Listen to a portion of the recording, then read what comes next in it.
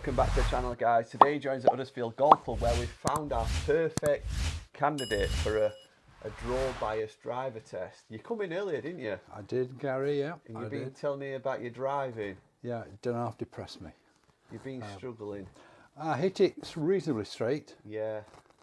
Before too long it sways off to the left, and quite often I'm in trouble or way out of position. Well, you'll be glad to know you're my perfect golfer for this test, because I'm making my notes. I make notes of videos that I want to do, and what I wanted to do were buy a draw bias driver and see how draw bias I could make it by making adjustments to it, adding lead tape to it, you know, and a few other bits and pieces. So you're the perfect person. Well, if it can help, then that would be wonderful. So I'm off to Cash for Clubs this week, and I'm going up in Warrington, where they sell loads of second-hand clubs. I'm going to buy a driver for us, and then I'm going to get it home on bench, and I'm going to make it as draw bias as I can. And obviously we're going to test it against your current driver. Okay. How do you feel about that? I'd be very happy to try anything. So we've just popped outside to have a look in Roy's bag to see what he's actually using, to see what a fader of the ball's got in the bag. So it's not a bad choice, actually. It's a TaylorMade M2, so it's a D-type driver, isn't it? Yeah. So did you get some advice when you bought that? Can't remember any. Can't remember. You've just used, yeah, a bit of common sense there, I think. So he's got the draw bias head, 10.5 degree, and you've got the regular shaft in there. So it's not a bad spec. It may be something we could use. I'm going to probably get, I know a couple of drivers that are a bit more draw bias than this, though. Yeah, So okay. I'm going to be looking for one of them, possibly a Ping SF Tech, possibly even an R7 draw or a Cobra. Cobra used to be a really offset driver. So I'm going to find a perfect head and then I'm going to adjust it for you. But in terms of this driver, what's your ball flight like then, height-wise, you know? Quite high, Because I've got to think about loft as well. Yeah, quite high. So we don't want to be going any higher than that on loft then, do we? Yeah. And how does the shaft feel to you? Shaft feels absolutely fine. So you like the regular shaft? No problem with that at all, Gary. And in terms of grip, if you could have any size grip, No issues about grip. you feel comfortable with Very that? comfortable with that. Obviously, something's going wrong, Yeah. but you know. I mean, when you put that down behind the ball, it don't particularly look closed, does it? To say it's a draw bias driver, I think it's only draw bias because that weight there, the only way they're getting away with calling this a draw bias driver is because that's not positioned right in the centre, it's slightly offset. Okay. You know, but that's, for me, there's a lot better draw bias drivers out there, and we're going to find you one. Okay. And it's between the K15, it comes down to the K15 and the Cobra M Speed. And when I put them side by side, it becomes pretty clear. I'll show you this. Which one would you buy? Because I'm going to buy the Cobra, because I think that offset, for somebody who slices it, it's got to give you some confidence. It's really got to give you some confidence. It sits so close. So we're going to take this one. We're going to take the Cobra M Speed.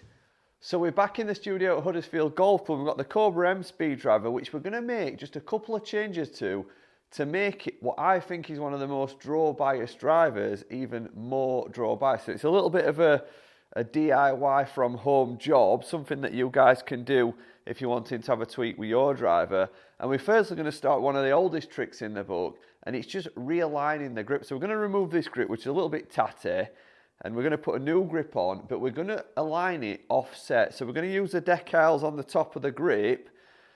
We're going to close the club face and then put the grip on, so that, you know, once the golfer's got the grip square, the club will actually sit a little bit more closed than you know, the manufacturer's standard position. So it's one of the oldest tricks in the book, and it's one of the most simplest ways that you can make your driver more draw bias. If you've not if you don't do re-gripping from home, this is something you can get one of your pros to do. If you've got a pro at a local golf club, if you just tell them you want your grip aligning so that the club face is a little bit more closed.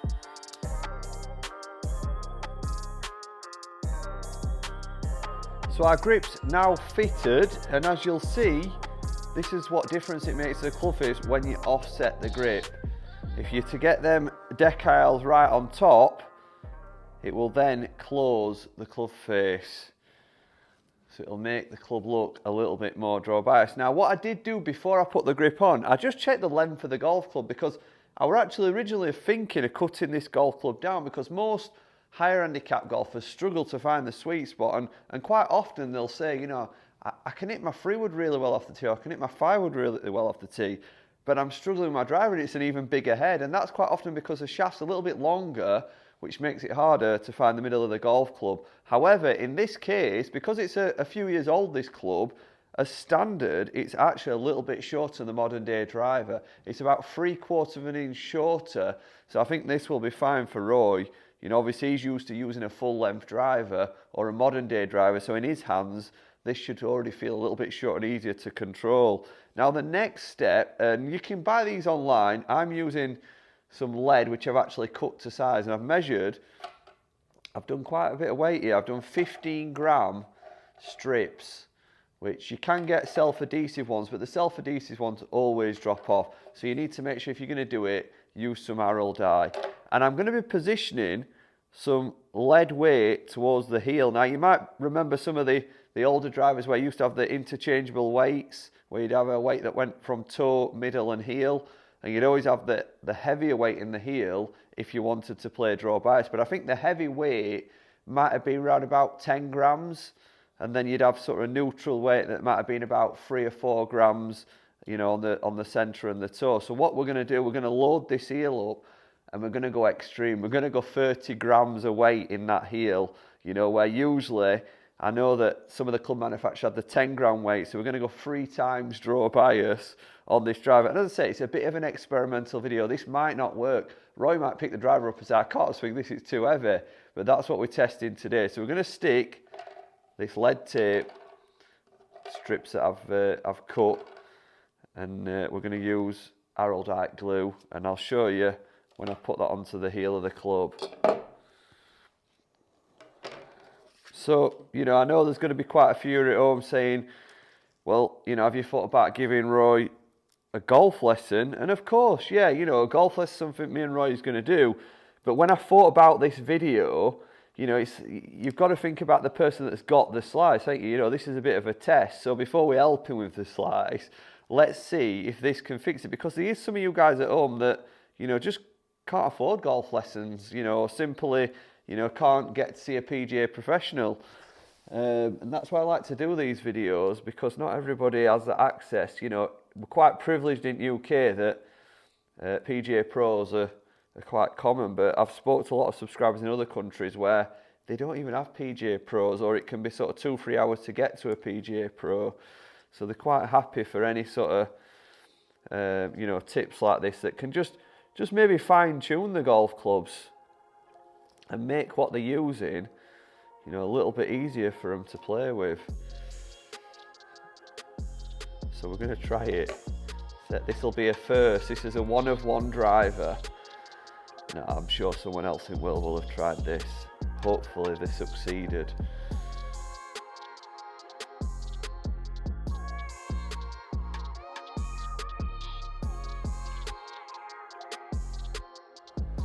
So we're up on the practice ground to test our prototype driver, where we've got the weight in the heel, we've got the lead tape right on the heel at the bottom, and we've got the grip offset so it's nice and close, the club face at address.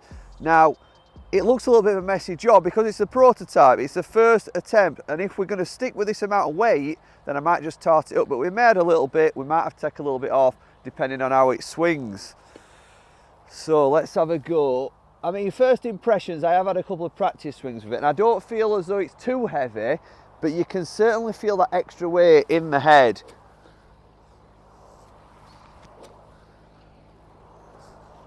But I think that will help the head actually come through. I think that will help the head pass your hands. If you're a bit lighter in your grip, it's going to give you that ability to release the club a little bit more. Well, I think you can do it. That is definitely draw bias to me.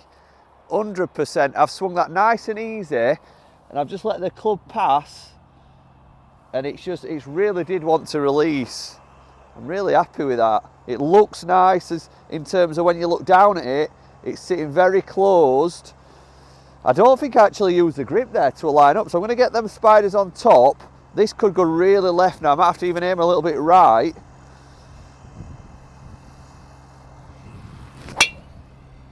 Yeah, I mean, I hit it pretty straight. If not, I already draw the ball, so for me that went really left.